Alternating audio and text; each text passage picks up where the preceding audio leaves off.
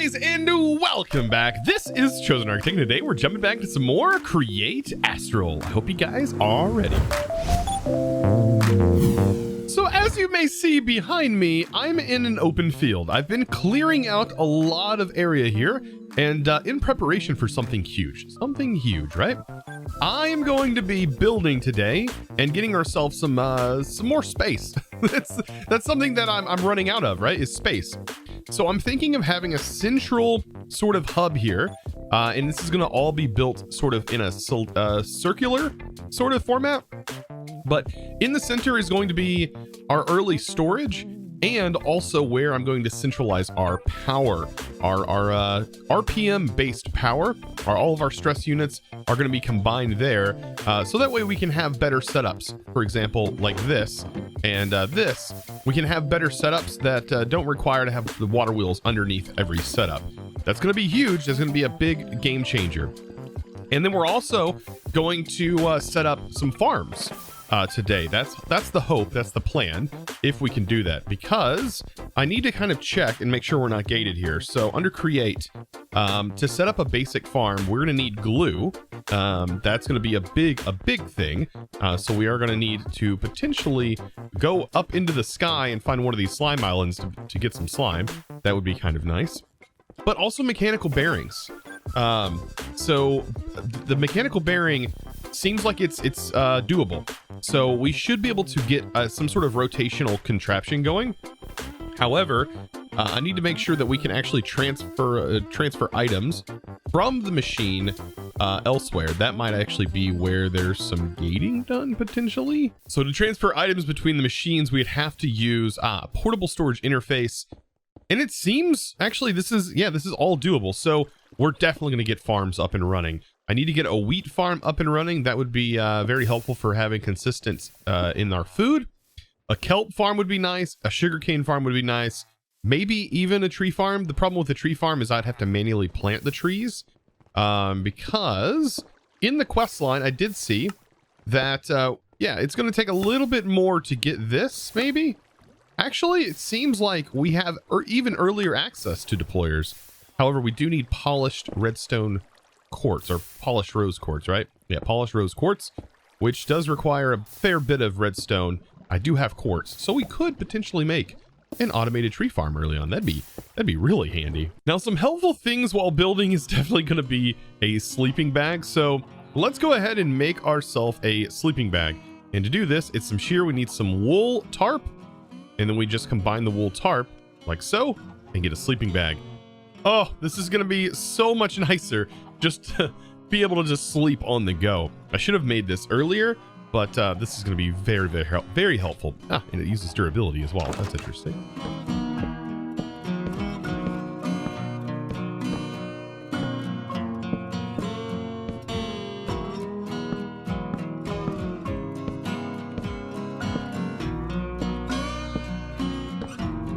So after a little bit, it is now done. So yes, a lot of andesite resources and wood went into this, so I had to take multiple trips to go farm, but we got it done. And I'm using item frames right here to do this, to kind of help with my storage solution, because the bottom of the house is actually going to be where storage is, and I plan on the top of here actually being a place where we use create storage. Yes. We are actually going to get into create storage, and I'm hoping I can put toolboxes up here, and the toolboxes will allow me to access very specific items on the fly.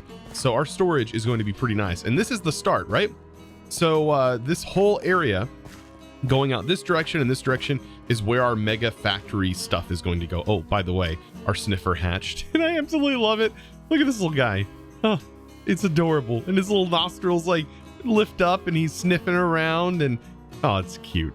I can't wait to see this in the new update. So at the moment I am currently assigning the locations, and by the way, item frames are clear, which is kind of cool. I'm going to put random doodads here. We have our high-end resources there, wood, and then of course our create items, which the create items will probably end up going somewhere else. Over here we can do farming items in the back. Farming items will be kind of nice. I do want a separate area specifically for like cobble and stone. related items and kind of keep wood separated. And I'm still sort of figuring out where to put everything else. So I think all of this, though, is going to be some decent storage compared to what I've been using, which has just been a nightmare. After getting everything organized, it feels good. It definitely feels good to move out of the village, even though we moved just over here. I also want to take the roof and make it more defined like this roof. And I'm going to do that by just lining the edge with the spruce, just like I have here. Yeah, it's going to make it look a little bit better.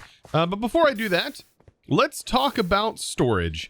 So at the moment, I am pressing some gold sheets and in preparation for some new storage. And this is going to make things a lot smoother as far as building things go, because I am going to be making myself some toolboxes. So a toolbox is very, very helpful in this mod. Actually, I want to make 4 of them for right now. So there's 3. If I had an anvil, I would definitely use the anvil. But for right now, let's go ahead and just place one. I'm going to go ahead for right now, just place it right here. And it's going to rest on these posts. Now, I have a range, but if you hold down left Alt after putting some items in here, for example, I want my cogs to be in here. Some of my basic Creed items that I'm always going after, like gearboxes and things like that. I want those to be in here. So we have our small cogs. We have all these different materials and things that we use a lot, right? And I'll accept that. And what I can do is I can hit G to open up this toolbox, right? And then I can select, while I'm around, I can select one of the items out of here. So if I want these, bam, we have them.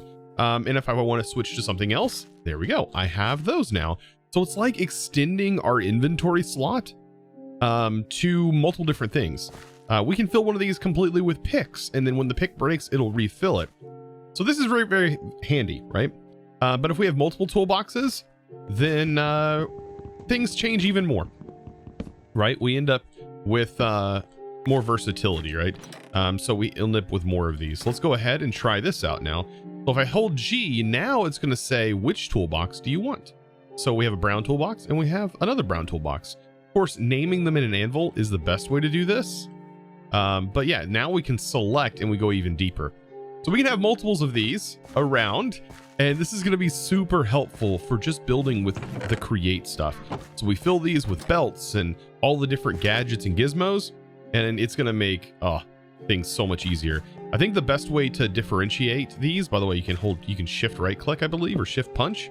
Yeah, shift punch to just pick it up, and it's like a shulker box. So when it's placed down, we can still open it up just like a shulker box that holds these, what is it? 1, 2, 3, 4, 5, 6, 7, 8 items. So very, very handy. Plus the animation's really cool. And as soon as it's placed on the ground, of course, we can still access it. Now it does have a range. Not exactly sure what the range is. Does it say on here? No, it does not. But, this is just going to be fantastic. Now dyeing it, that's the fun part. Before we have access to the fancy stuff, we're probably going to need to use dyes for this. And I wonder, at the moment I have a couple of dyes. We have this, which is going to give us yellow, this, which gives us magenta, and then I do have a poppy, and that'll give us a red. So I can take this, we can dye one red, dye one magenta, it's on an off color, dye one yellow, and now we have a little bit more available to us.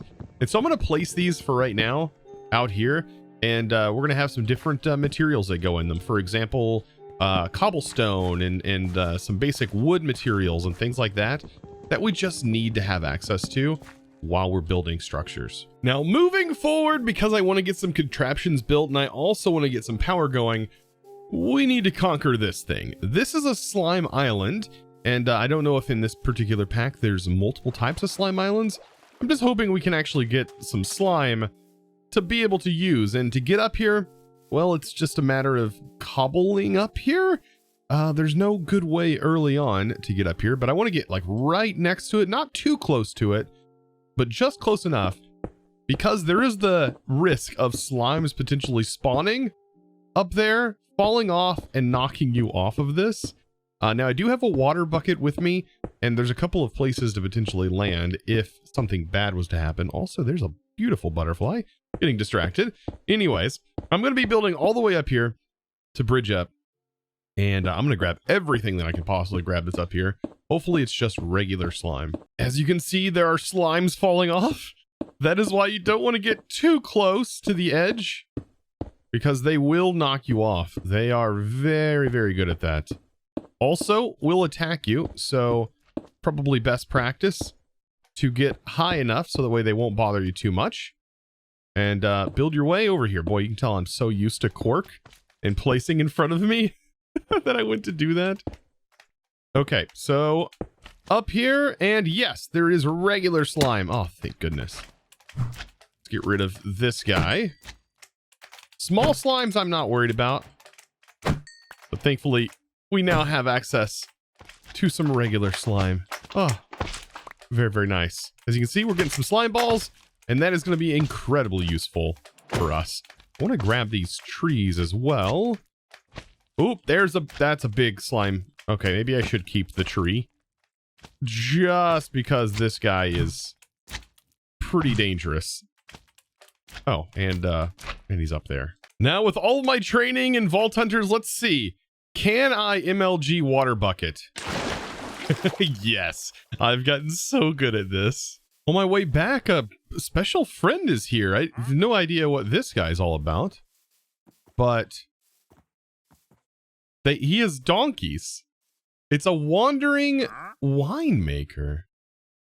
Ooh, coarse dirt slabs, and this guy sells wines and different trees. Very cool. I like the idea of donkeys and having different ones. I like the shirt, my man. I like the shirt. Very, very similar. Yeah, we like our button-ups. So after that interesting journey, we can now make ourselves some glue. And this is a fundamental part of this mod. And from what I've heard in the comments, you guys have mentioned that it's unbreakable in this. Also, a couple of other things that I've read in the comments, and I appreciate you guys commenting down below. I learn a lot from you guys. But one of those amazing things where you guys mentioned that belts do consume stress. So I do need to be careful with that and kind of change up some of my setups because of that. But without further ado, I think we should at least try and get some sort of setup going for not necessarily the farm. I know I just made the glue for contraptions, but I think we should get storage and talk about filtering and how we're going to filter out early on, because we don't have brass funnels, and regular funnels, well, they don't filter. So how do we go about filtering? Well, that's where this interesting tech mod comes into play. And that tech mod is Tech Reborn. Now we can make ourselves storage buffers, and these are kind of cool. The capacity holds one item. And what we can do is we could use this as a filter, or we can just go ahead and use the storage as a filter. So these crude storages, if I remember correctly, it's been a while since I've played around with them. Let me go ahead and grab the barrels out of here. It's been a little bit, but I'm almost positive these have a locking feature. So a barrel, we need a little bit of paper and just a little bit of wood. Now paper, I should have plenty of back here. This storage solution will get old after a while, I'm almost positive, going back and forth and all around and stuff. But let's make some paper, and let's make a few of these crude storages. Now, we will need another funnel. I think I have a funnel laying around in here. So let's head over here and actually modify our setup that we're using. And this will be kind of cool, because we can have a constant buffer and storage of these materials. I also need my wrench. Okay, there we go. So I want to have andesite picked up first off of this conveyor belt and put into a barrel. And then I also want to have cobble picked up next. And then whatever's residual will get thrown onto the ground or get thrown onto a conveyor belt to go somewhere else. So all of this will hopefully work out. So let's go ahead and break this. And then we're going to have to place this in real quick. Water, unfortunately, really starts to drop in. But if I put a funnel here, and let's first of all put andesite inside of this, what's basically a drawer. I believe we could lock. So yeah, we can open it up, as you can see in here, and we can lock the contents. Now, by us locking the contents, that means that even if we use it for some other purpose or pulling out of it, it should always work as a filter, a basic filter for the andesite, as you can see here. Let's actually change that so it's pulling. And so now what should happen is andesite will automatically go in here off of the conveyor belt as soon as it's blown right in front of it.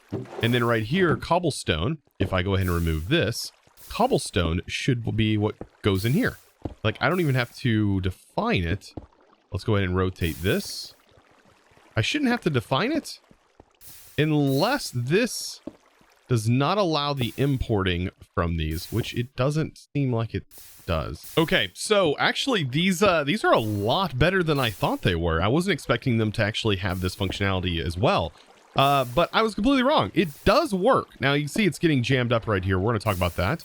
But you actually have to configure the sides and allow the insert and select the back because we are utilizing the back. This is the back.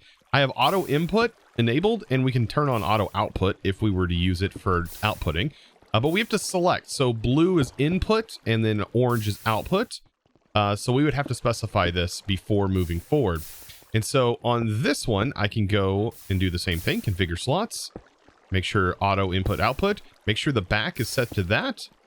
And now it should start working. Once we get this all cleared up off the table here, it should start working. As you can see, there it goes. And cobblestone will get pulled into here. And then the andesite should automatically enter into this drawer. And now residual will end up falling off. So I kind of want to do something with that. I just don't know just yet what to do. But we could just have it automatically crushed. I guess we could send it directly to a millstone. But yeah, for right now, this is just a fantastic way of filtering. And we could use a single storage buffer as a way of filtering this as well. So if we wanted to send something to another conveyor line, we could place down a storage buffer right here, which should work the same way. It's just on the face, we would then place another funnel and then have that funnel redirect the item.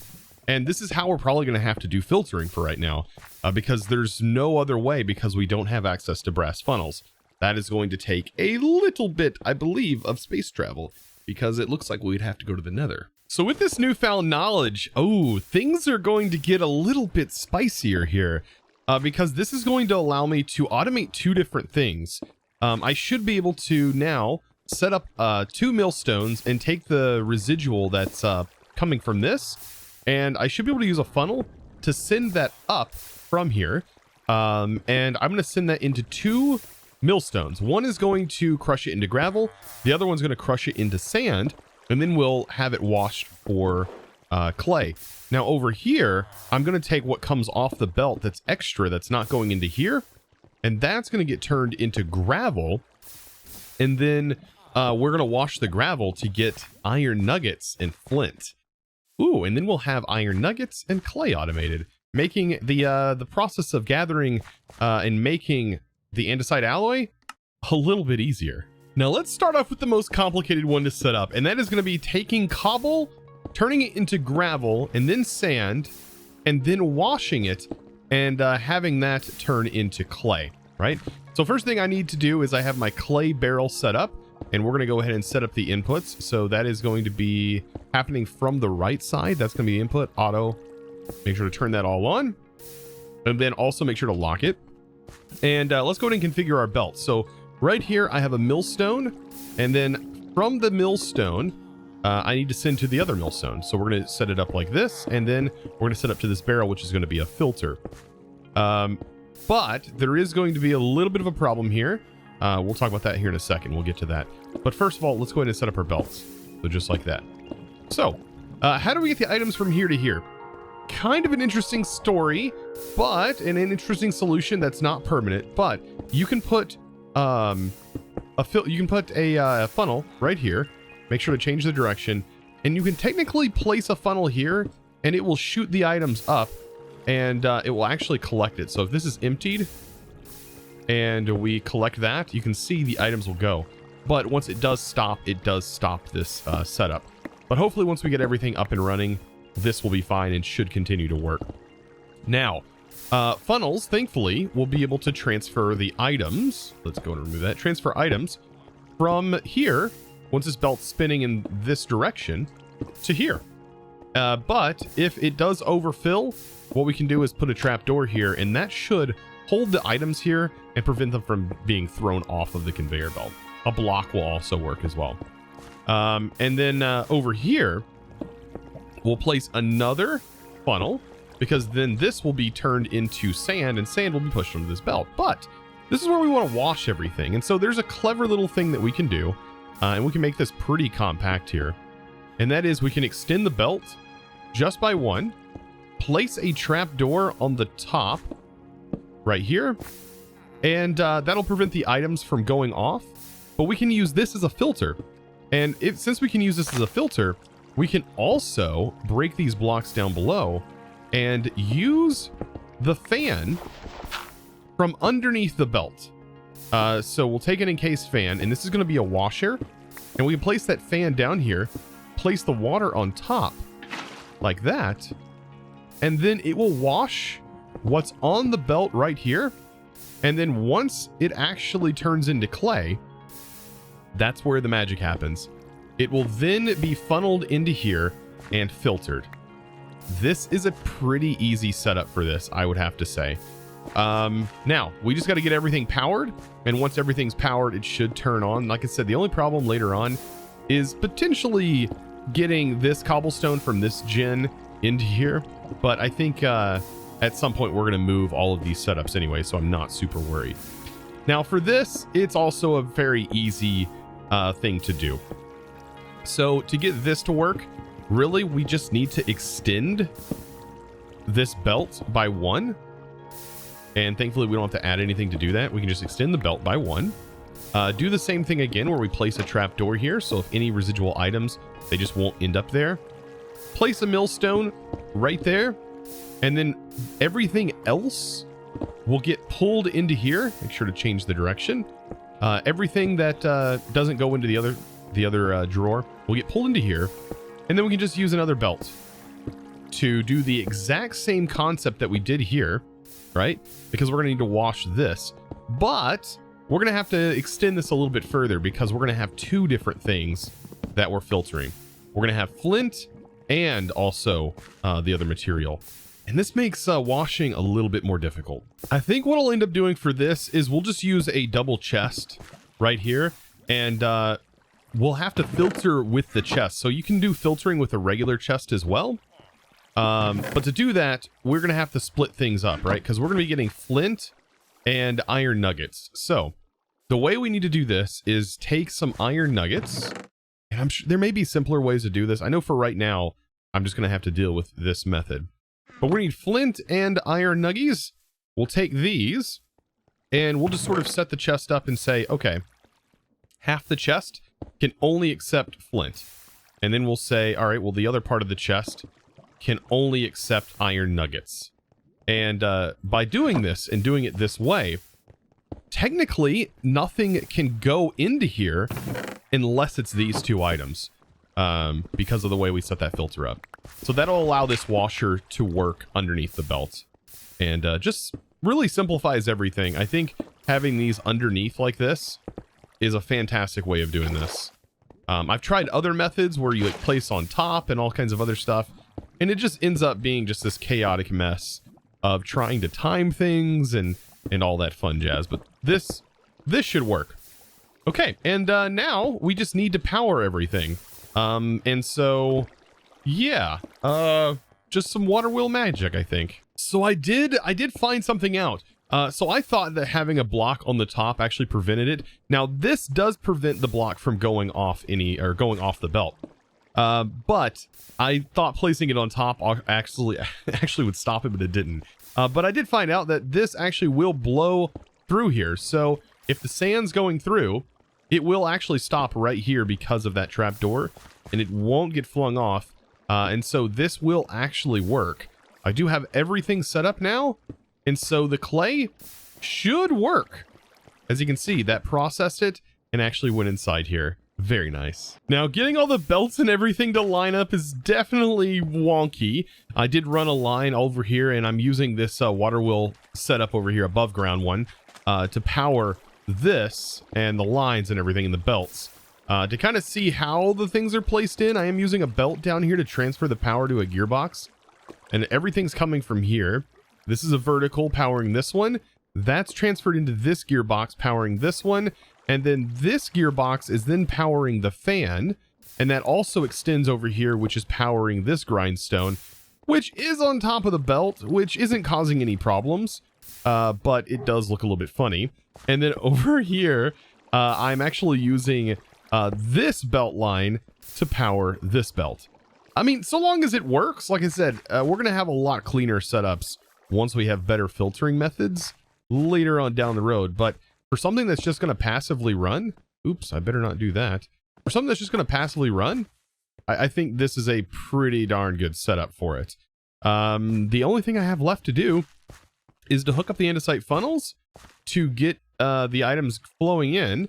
And then let's grab a bunch of cobblestone just so we can fill up that drawer with cobblestone. I think actually we could probably use just the cobblestone that we have over here. My derpy self just realized I'm gonna have to have this completely changed, because how am I getting the things out of the millstone? Yeah, I'm not, because because I need a funnel here. So after some finagling of some cogs, I finally have a solution and it's working. So I'm not, yeah, this area is completely ugly, and I completely agree that this is absolute trash, but it is something that is passively working while we work on other things. And as you can see, the flint and the nuggies are filling up, which is just fantastic. And yeah, so now things are going to move a lot better. I'm still running into this problem. I've got to figure out a better solution for this cobble gen. You know, this seems very strange, but this might honestly be the solution, is to just use this as a piping mod. And so auto input and output, and then we make this the input. And as you can see, it's auto filling up. And then we just say, okay, output to the top, but we have to close out. So Control O, output to the top, auto input, auto output. And then on this one, we do the same thing, input, but it's auto on the bottom. So it's pulling out of that one, and we're making a pipe, basically. And then the output on this is actually going to be to the left. And so auto output.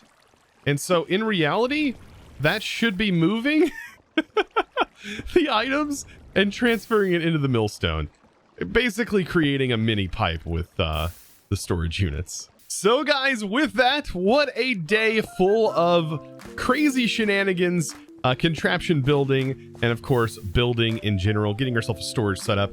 I feel like the future is very, very bright. And the more of these resources we have, some of these basic resources here, such as andesite, the iron nuggets, and clay, the more create things we can build, and the faster I can get them built. So, with that, I hope you enjoyed. If there was an interesting way that I could have improved anything that you've seen today, be sure to let me know down in the comments below, as I love to learn from you guys, and of course, share that knowledge with others. Guys, I think it's time to click that subscribe button and give this video a thumbs up if you haven't already.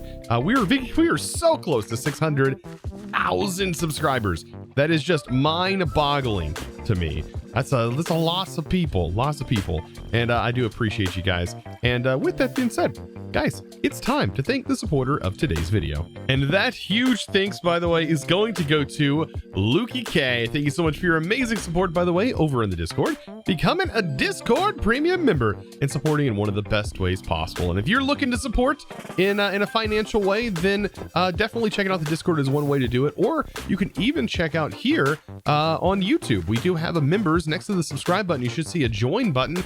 And if that's something you're interested to, you get the same perks across all ways of supporting, and everything is managed through the Discord. So all you have to do is link your YouTube to Discord, and bam, you get access to subservers and all kinds of fun stuff, including a Create Astral subserver that we do have open now. So be sure to check that out. And of course, guys, I will see you in the next episode. And as always, thanks for watching.